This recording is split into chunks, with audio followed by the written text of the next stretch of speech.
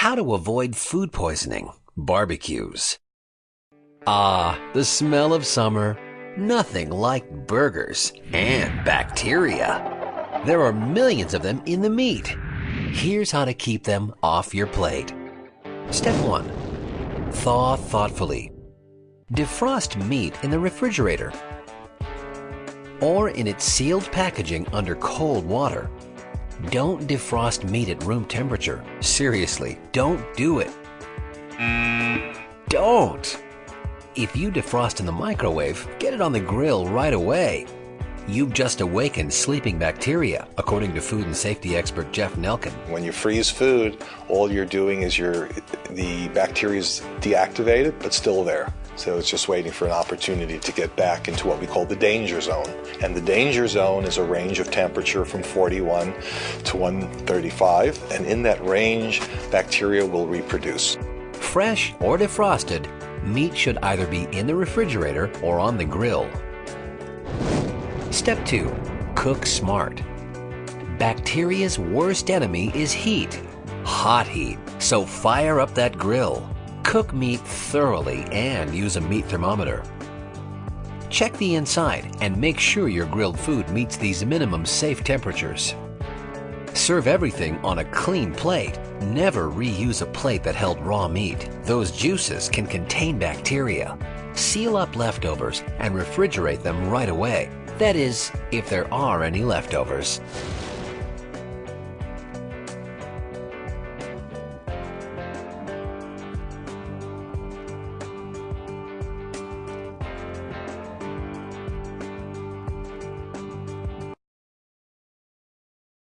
How to use essential garden tools. Throughout the ages, various devices have been crafted to force the Earth's flora into submission.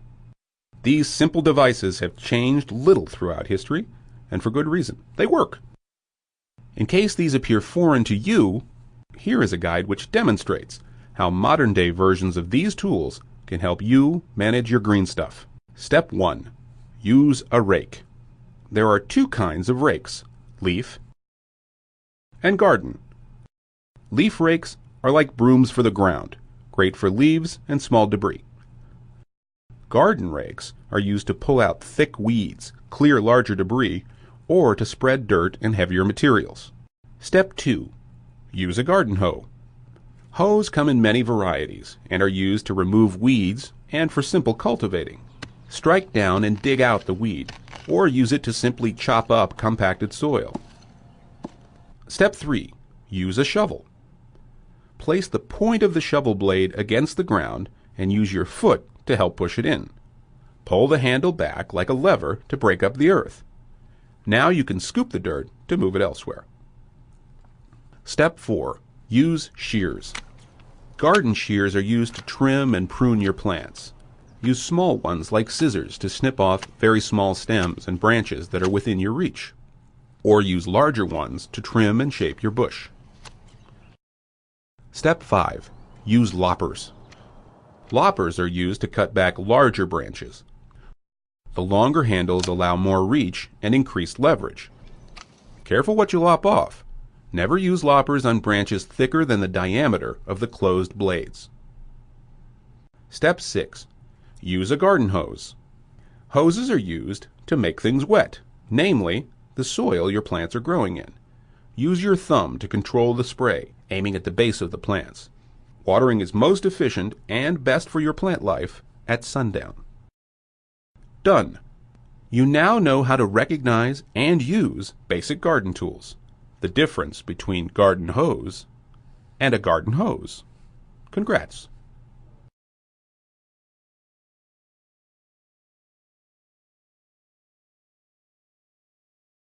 Pools and yards.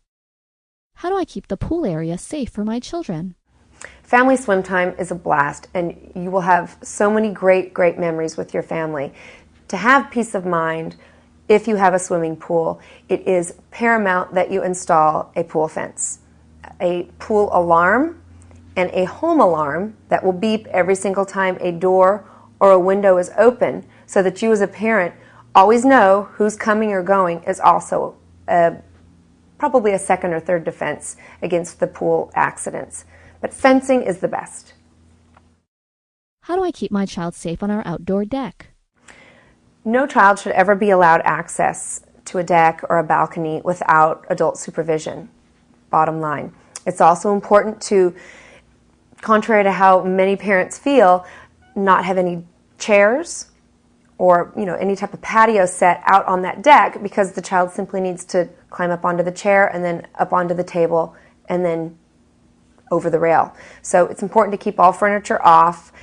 Make sure that the toys are not stackable so that the baby can stack and climb over. It's important to remember that the children they're not trying to think crazy. They just want to see daddy coming or the postman or the dog barking, and they just want to get a better vantage. And we need to be one step ahead of them as parents to make sure that they're always safe when they're out on the deck.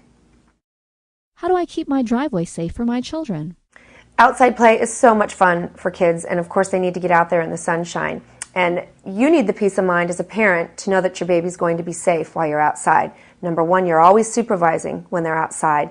But to help your job, it's important to install a driveway catcher at the end of the driveway to make sure that balls or toys that are sliding down the driveway and perhaps into the street are caught right at the end, and that your baby's not running out into harm's way.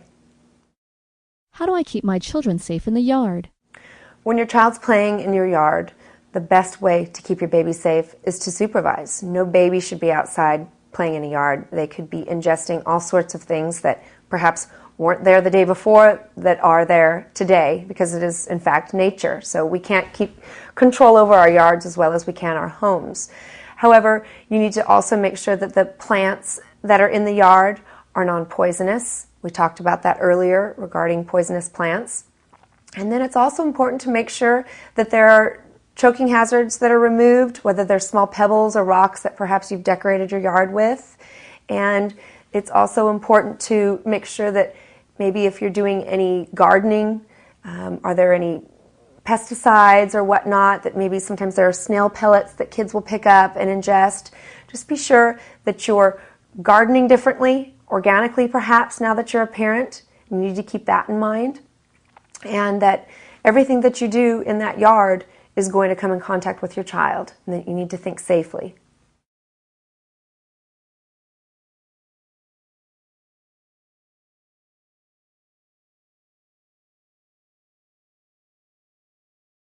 How to landscape green. Hello and welcome to Video Jug. Landscaping your home can be a daunting task. There is a considerable amount of maintenance and responsibility for all those new plants and trees. That means using more water and more yard work. Follow these easy steps and learn how you can use less water, cut down on the yard work, and save on your home energy bill. You will need native plants, a deciduous tree, fresh compost, and a sifter. Step 1. Go native. Cut down on your maintenance and the amount of water you use by simply choosing plants that are native to your area. You don't need to live in Ohio to enjoy Cleveland sage. This stuff survives with minimal water and can grow to be more than 8 feet wide. Step 2. Deciduous. Here's a crazy idea. Plant a tree outside your home and it will regulate the temperature inside. A deciduous tree loses its leaves in the winter and blooms in the spring, adding shade to your home and keeping it cool in the summer months and letting the sun shine through to warm your home in the winter. Step 3. Fertilize it. Instead of using dangerous petroleum-based or sewage sludge fertilizers, take a shovel full of compost, use a sifter, and sprinkle some fresh compost around the base of your plants and trees.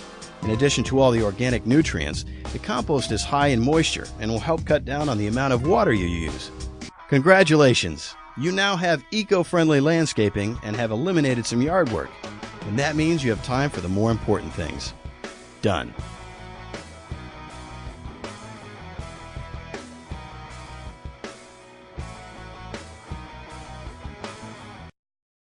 How to protect your garden from pests. Delicious herbs and healthy vegetables. We love the flavors and nutrients they provide, but so do they. Here are ways to protect your garden from pests. Step 1. Routinely inspect your plants, checking for signs of insect damage. Early detection is best and lets your plants know that you care. Step 2. Pick them off.